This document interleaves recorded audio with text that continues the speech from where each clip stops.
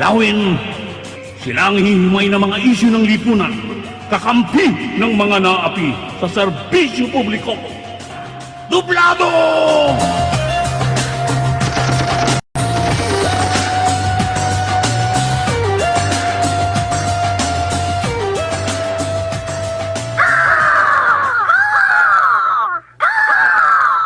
Doble banat, doble lakay sa dublado kung wala ang pagbabago. Ilalaglag ka ng agila.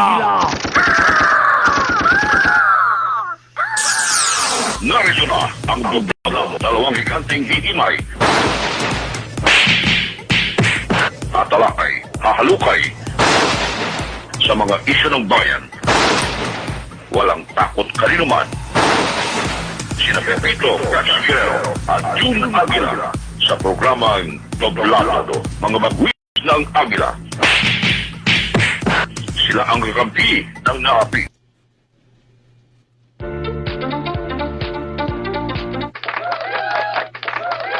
Patuloy po nating palakpakan ng Diyos.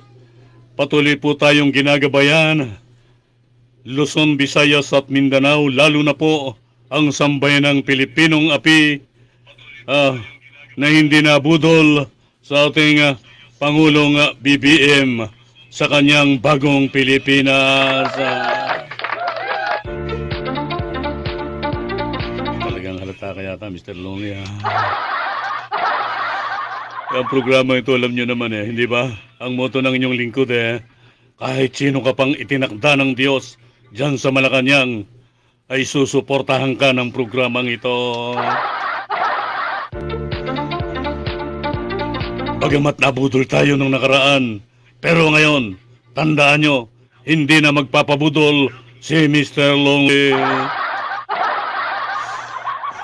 Bakit mo naman nasabihan, Mr. Lonely? Kasi talagang umasa ho ako kami hong hindi bayaran na vlogger, umasa kami talaga Yung isang iniidolo ko, nabudo lang daw dun sa isa. Pero dun sa isa, hindi naman niya ibinoto. Kaya ang sabi ko dun sa idol kong vlogger, ikaw isa lang, si Mr. Lonely, dalawa. Kidding aside mga kaibigan, shout out po sa aking mga listener, yung aking mga taga-panood ng 20 viewer ko, si paring Demetra, Toledo pala yun. Si pari pala yun, nanonood si paring Toledo sa akin.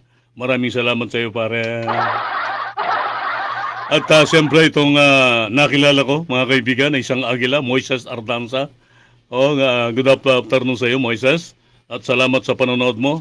Joseph Lumbad, yung aking itinatalagang papalit sa aking magaling na chief reporter, yung kaaplido nito hong binoto ko, na nabudol din ako.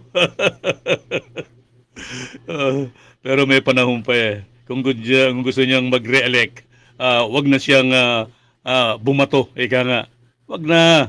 Ito nga hong number 1 ko sa Kongreso, pinrisk ko muna dahil parang nakakahalata ako pinag-aaway na nga yung budget sa OOBP Office of the Vice President, yung kanyang budget na 2 billion na hinihingi. Aba, nagrereklamo yung ilan sa Kongreso.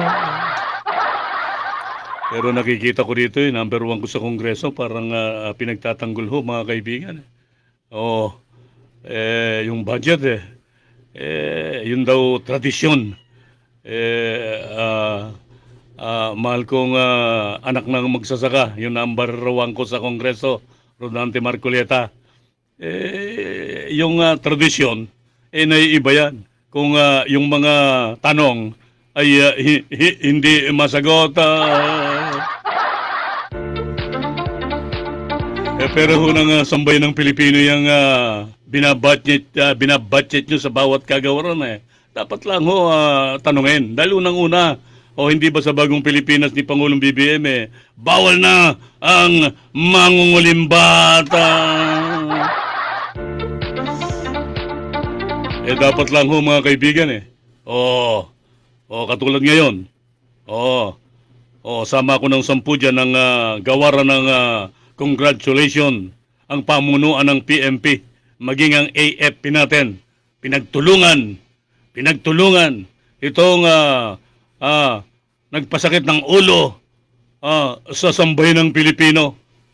O, isipin nyo. O, kung hindi pa piniligiran ng mga sandamukal na special force nung talagang wala na siyang lulusutan pinagtanggol pa ng mga alalay niya kusa raw sumuko. Presidente na nga ang nagsasabi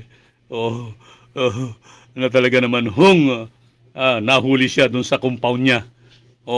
Ang sabi naman itong mga vlogger na bayaran, dumating lang daw siya doon sa compound.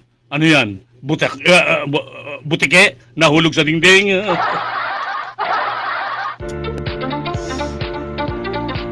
Wag na.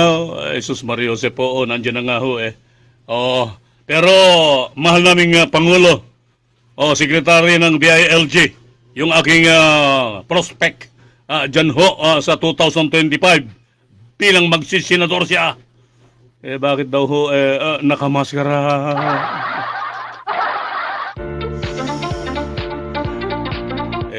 Yun daw ho aking idol na naging presidente.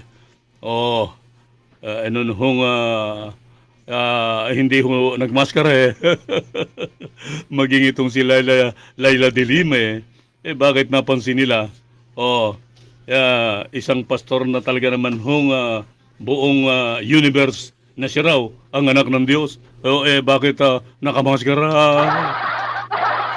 Nagtatanong lang ho ang taong bayan.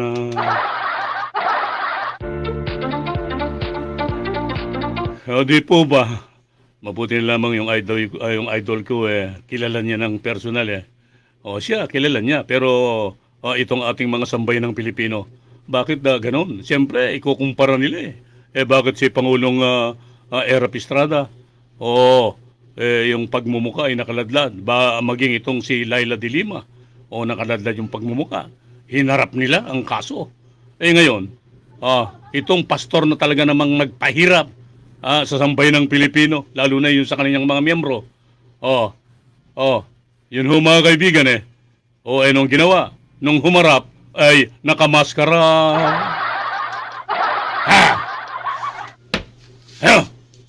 Yun hong alagang pusa ng kapitbahay Sensya na ho kayo. Hindi. Kasi darating yung aking mga estudyante nagluto ako ng special na ulam sa kanila naamoy yata sa bango ng niluto ko. Katulad ng niluluto sa AC Tapsilugan.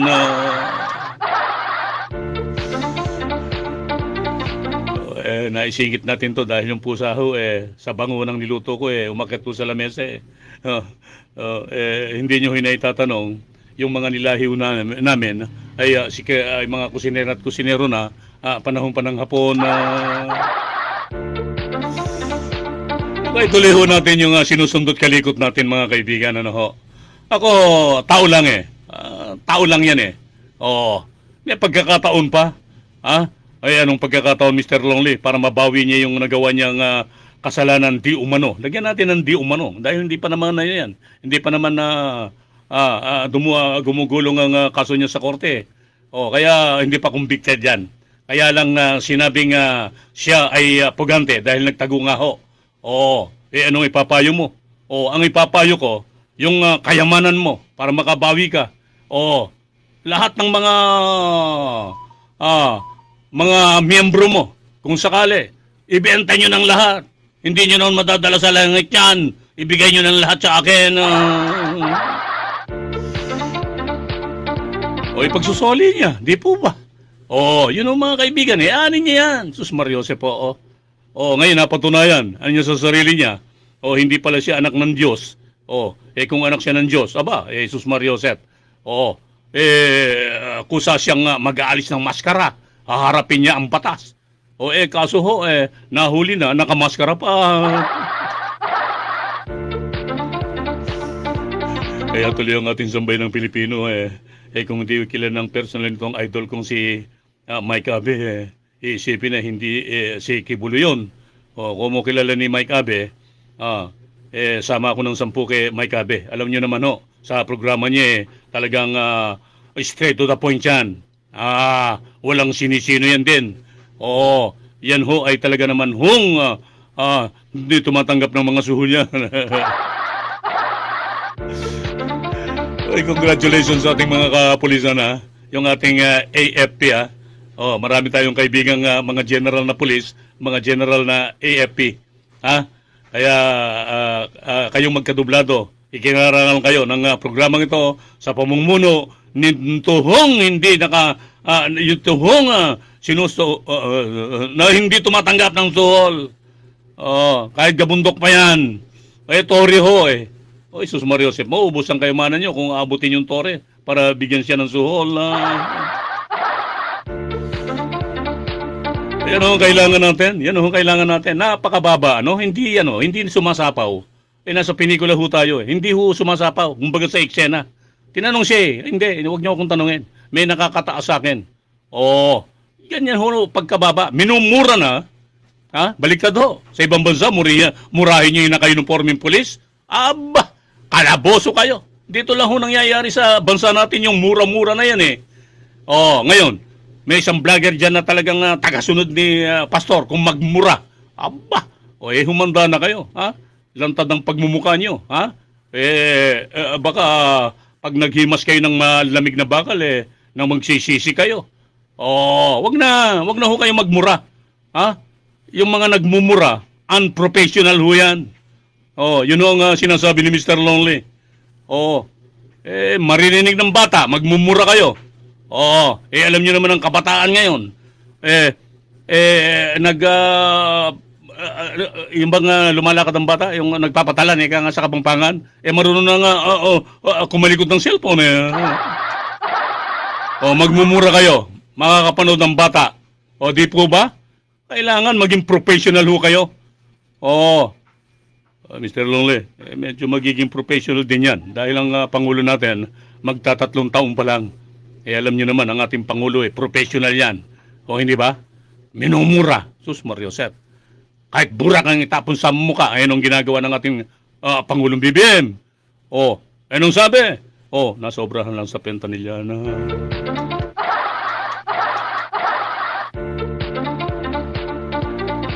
Ang mahal naming Pangulo, hindi ba? Ang laging sinasabi namin ng mga vlogger na hindi mo binabayaran. Anong sabi namin? Tama na, mahal naming Pangulo. Tama na yung kabaitan mo. Pangulo ka ng bansang Pilipinas. Kailangan na kahit na ikay pinipigil mo lang, nga. Kailangan pamisan-misan, kinalos mo nga yung salop, pero may natitira pa. Congratulations kay Cesar Chavez Naalala ko tuloy yung aking kaibigan na presidente namin doon sa aming AKAP, Asosasyon Komentarista at Announcer ng Pilipinas, Melchor Chavez. Yan yung naging kadublado natin sa programa natin sa DWVL. Hindi man lang inabutan yung kanyang kamag-anak na isa siya sa pinagkatiwalaan ngayon ng ating Pangulong BBM. Yan mga kaibigan. Yan ay unti-unting talagang gustong salusin lahat ng ating Pangulong BBM. Kayo, take note kayong inabutan niya. Yung kabaitan ng ating Pangulo pag nakakitang kayo ay nagpabaya. Kayo ay talagang lumupastangan sa ating bansang minamahal, lalo na sa yamang Kabani Juan de la Cruz. Ayun ang dapat niya nagawin ng ating Pangulo. Mga ulo nyo, gugulong sa lupa.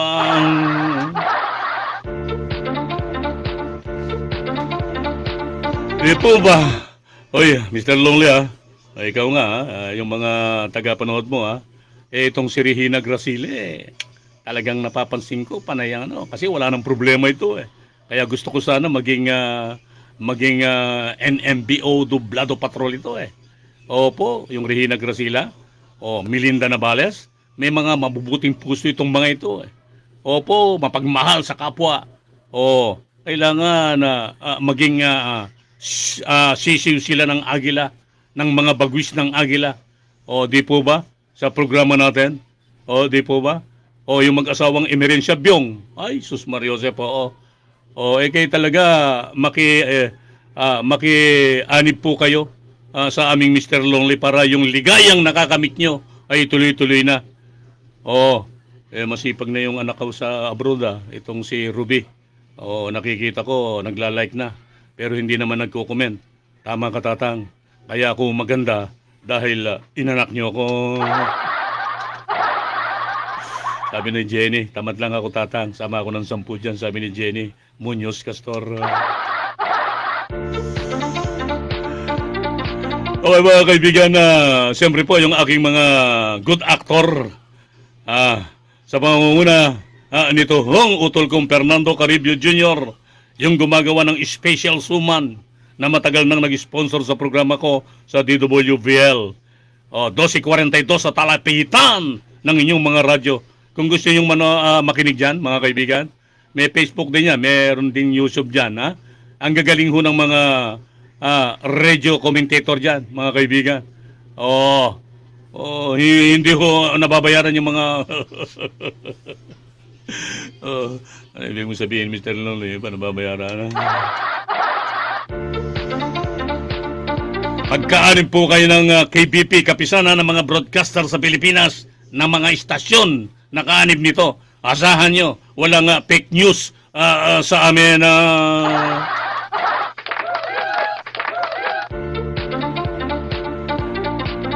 Lihitimong miyembro yung DWBL ng KBP. Opo, lahat ng liliparan ng inyong lingkod ay miyembro ng kapisanan ng mga broadcaster sa Pilipinas. Armed Forces Radio, DCME, DWSS.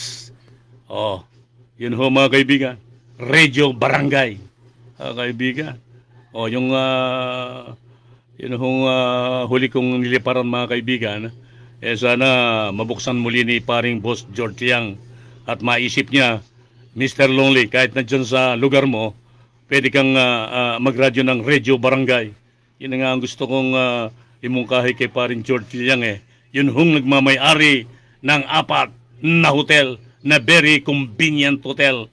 Everwin Hotel, Lucky Win Hotel, Easy Win Inn, Lodging, at yung bubuksan sa Pasko, mga kaibigan, at saka Novaliches. Magiging 5 na yan.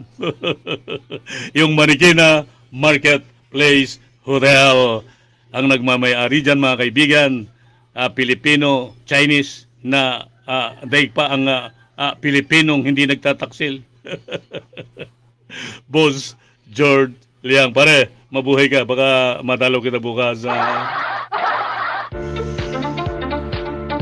Kasi may public service tayo pare, medyo yung miyembro ko na magandang lalaki na artista ng GMA, si George Junior Daduya, tinawagan ako nung isang araw sabi niya, Direk, baka nangangailangan ng driver o security guard yung Boss George Liang mo.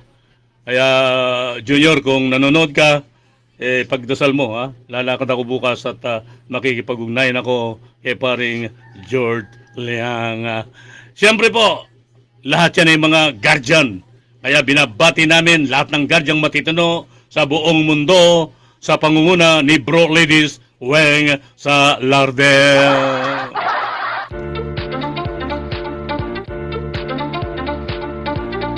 Yun ho mga kaibigan Bro Ladies, kung nanonood ka, sus Mariosep po, pumarito ka na, maganda na ang panahon.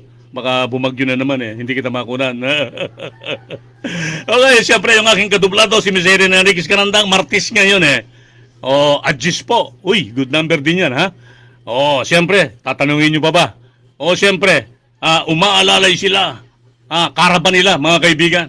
Kasama niya yung 2 kagawad din mga kaibigan.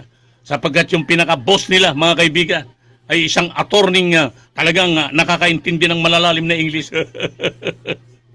At siyempre, sino yung ugat? Puno yun ugat. Sino yung ugat? Yung aking pinapangarap na madagdagan ang mga Risa Montiveros at Wing Gatchalian sa Senado, Kongreso, General Acop, Barbers, Dan Fernandez, sana madagdagan mga kaibigan. Ha? O, yun ho mga kaibigan eh. O, sinong binabanggit mo, Mr. Longley? Ay sabik na kaming banggitin mo. Yung sexy at maganda. Na mayor ng lungsod Quezon City, Honorable Mayora Josepina Joy Belmonte. Walang tatalo dyan eh, kaya huwag na kayong magnais ha. Talagang itinakda siya ng Diyos sa pagiging mayor dyan sa lungsod Quezon City. Ha? O, masasayang lang yung ano niya. Ibigay nyo na lang sa mga pindok. Sir Lonely, dapat may kalaban din yan. O, tinanong si Vico Soto ng Pasig. Walang uubra dyan. Alam nyo mga kaibigan, ito ha, yan ang gayahin nyo. Ha? Yung mga nagnanais, lalo na ngayon, darating na naman ang halalan, eleksyon ng Senado natin. Yun, kailangan, wag na kayong lumaban kung sweldo lang. Ang hihintay nyo. Di po ba? Yun mga kaibigan, yung mga under the table nyo ang iisipin nyo. Hindi na pwede ngayon yan. Bawal na ngayon yan. Maniwala kayo sa akin. Dahil nagkaroon na tayo ng isang presidente talagang matagal nang nabudol. May mahigit ng 3 dekada. Nung mula ng patalsige ng ating Marcos Sr. Mga kaibigan. Kaya ngayon, nandyan ho ang junior. Kung maaari nga lang, huwag nang magpalit ng presidente. Pero hindi demokrasya ko tayo, di ba? Ngayon, yung nagnanais, wag na kayong manira, ika nga. Sus Mario Jose po, sumuporta na lamang kayo. Hindi yung budget. Kung ano yung bigay sa inyo, tanggapin nyo. Lalo na, hindi kayo nakapagbigay ng mga sagot sa katanungan nila. Huwag tiyagaan nyo. Anong gagawin nyo? The 2 billion, ang gagawin nyo lang, pasweldohin nyo lang yung mga staff nyo. Yung minimithin yung pagbigay sa mga pinandok hayaan nyo na. May mga kagawaran ho tayong mapagkakatiwalaan ngayon. Di po ba? Sasakupin nyo yan. Yun ho. Wag na kayong tumutol. Kahit anong ibigay sa inyo, tanggapin nyo na. Di po ba? Di wala pang may susumbat sa inyo. Hindi pa magngangawa si Rodante Marcoleta para ipagtanggol kayo. Para maalis na siya sa pagkapri sa akin. Sipin nyo mga kaibigan, anak ko nang magsasaka yan Kaya ginawa kong number 1 yan Pero nung nahalata ko na tradisyon, na ipinaglalaban niya yung tradisyon, medyo ipinrisk ko muna. Alam niyo naman ho ako, malaya po akong magsalita rito ng opinion at payo ko di po ba? Nakikita ko sa pananaw ko, ewan ko lang sa inyo dahil nakikita ko panayang nakakahalata ako, panayang pagtatanggol niya doon sa budget ng Vice Presidente. Di po ba? Pinipilit niya yung tradisyon. Talaga naman dapat magtanong yan. Dahil siya rin ang may sabi na pera ng sambayan ng Pilipino na dapat tanungin talaga. Yun ho mga kaibigan Masama ba yung magtanong? Hindi. Tao lang ho talaga ng pinangangalagaan ho nila yun hong pera ni Juan de la Cruz. Di po ba? Yun ho mga kaibigan nanawagan si Mr. Longley. Malapit na. Mayo na ho sa darating na 2025. Wag na may masama kayong ipaubayan nyo na lang. Wala ba kayong mga abogadong talaga naman makadiyos at makatao? Kung wala kayong kakilala, bibigyan ko kayo ng isang taong talagang general na, attorney pa. Yun. Halimbawa, sikat po kayo. Kaibiganin niyo ho. Hindi kayo magsisisi. Talaga mapagkakatiwalaan. Hindi yung gumagawa ho ng batas mga kaibigan yan sa Kongreso, Senado. Ayan yun yung mga attorney. Oo, marami namang attorney talagang mapagkakatiwalaan eh. Oh, hindi po ba? O sino yan? Naiinip kami, Mr. Lonely. Eh, sino pa? Kundi si General Attorney Virgilio R. Garcia.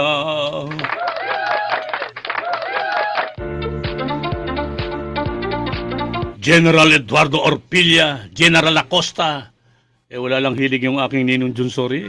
Opo, kung may hilig lang si Ninong, o ba, Sus Mariosep, po. Kahit anong takbuhin nito, talagang mananalo ito, Sus Mariosep. Eh, dahil lapitan siya ng mga aping dukha, mga kaibigan eh.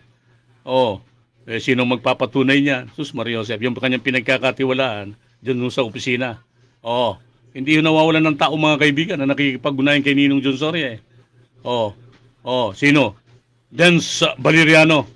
Oh, saka si Elmer Cariona. Mabuhay po kayo. Mabuhay po kayong lahat dyan.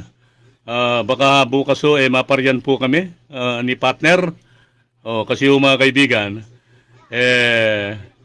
hihingi po kami ng payo dito sa aming ninong eh. Dahil unang-una, yung mga hinihipo ni Taning dito sa aming lugar, parang gustong umarangkada eh. Hindi nila naisip na bagong Pilipinas natin ngayon, bawal na ang mapang-api. Bawal na ang mayayabang, ika nga.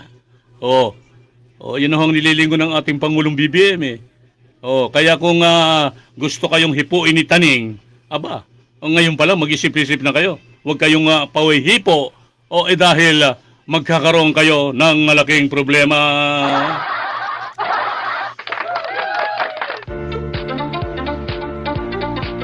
Okay mga kaibigan, siyempre po, itong aking magandang technician, dahil puyat, itong aking si Ruben Star, nung gumising ako ng umaga, tinignan ko yung oras Alas 3 pa lang, nakabihis na Sabi ko, anak, ba't naman ganon? Meron ka namang cellphone. Pwede mo namang hintayin yung ring ng cellphone. Hindi ho mga kaibigan, kaninang umaga jumingel po ako. Nung makita ko po, nung tinignan ko yung oras, alas 3 pa lang ho, nakabihis na. Kaya naman dinidiscuss ko rito, yan lang ho ang tularan nyo mga kaibigan. Yung ating mga nanay at tatay, yung ating mga anak na tinatamad mag-aral, manood lang kayo kay Mr. Lonely. Ang sabi ni Mr. Lonely, yung kanyang technician na kamukha ng kanyang Dadang Rose. Si Rubina Star, alas 3 pa lang, naka-uniforme na. Okay mga kaibigan, binabati ko rito yung mahal kong Kuya Dino. Kuya Dino, sana yung vitamin mo, saka yung exercise mo, pareho naman tayo ng exercise, Mr. Lonely. Yung paglalaba ng mga damit ng mga apo at ng mga pamangkin mo. Nangingiti itong aking ate Josie. Okay, yung aking pamangkin dyan sa anak ng aking mahal na Kuya Nestor, si Nesel Rimulin Pastor. Nanonood yung pamangkin ko na yan. Sinishare ko itong programa ko. Opo, ang hindi ko makalimutan, sabi niya, Tatang, kamukha kayo ni Tatay. Para kayong mga, para daw mga artista. Naglalambing lang para yung iniipong mo pamasahe niya pagdating dito, maibigay ko sa kanya. Okay mga kaibigan, sa ngalan po ng aking katublado, si Miss Erin Enriquez Carandang, at syempre po sa lahat ng hindi ko nabati ngayon, pasadahan mo muna yung coordinator mo sa Laguna, Rio Banares, nanonood dyan. Esther Gonyo, yung pinsan mong sa Maytum Sarangani Province, Sara, Carizar Castor, siyempre yung Vice President ng PWD, LSO Baranao Jr., mabuhay po kayong lahat. Nanonood kayo ni Mr. Lonely, kaya yung nakakamit yung happy, ipagpapatuloy ng ating mahal na Diyos yan. Yun ho mga kaibigan. Okay, Ruben Hipolito Castor, Mr. Lonely, aka Jun Aguila. Siyempre, kadublado ko rin ang walang takot maging sino ka man, Pepito Pepsi Zamora Guerrero. May programa po yan sa Net25 at Radyo Aguila. Hanggang bukas. Anong petsa bukas, anak? 11. Uy, sus Mariose po. Malapit na namang maligo, magbabad sa banyo ang ating mga natay at tatay ng tahanan.